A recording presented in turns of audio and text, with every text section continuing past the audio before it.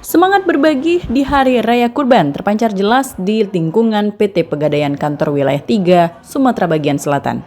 Guna memaknai Hari Raya Idul Adha 1447 Hijriah, Pegadaian Sumbaksel menyembeli 14 ekor sapi dengan rincian 12 ekor untuk wilayah Kota Palembang, 1 ekor untuk warga Lampung, dan 1 ekor di wilayah Jambi, serta 32 kambing yang tersebar di masing-masing cabang Pegadaian yang peruntukannya karyawan-karyawati, security dengan total 500 orang dan lebih kurang 2.000 kantung hewan kurban akan dibagikan kepada masyarakat sekitar.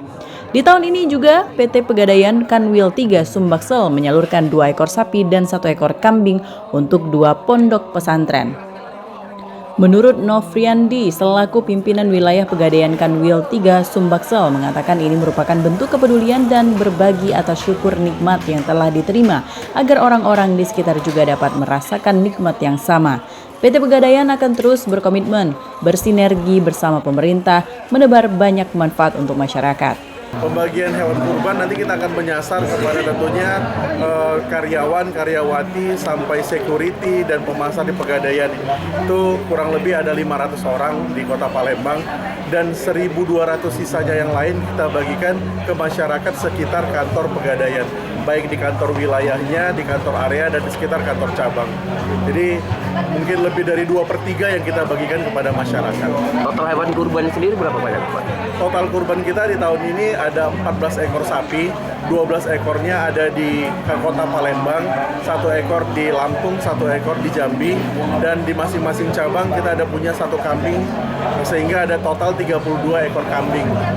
Dan tahun ini juga kita memberikan bantuan kepada 2 pondok pesantren berupa 2 ekor sapi dan 1 ekor kambing. Lebih sedikit Pak, momentum Lebaran Idul Adha ini kita memaknai seperti apa nih mungkin? Ya, tentunya ini adalah bentuk kepedulian dan bentuk kita berbagi, bagaimana kita bersyukur atas segala nikmat yang sudah kita terima dan bagaimana orang-orang sekitar kita bisa menerima manfaat juga, bisa mendapatkan bagian juga untuk sama-sama menikmati di hari yang Adha ini.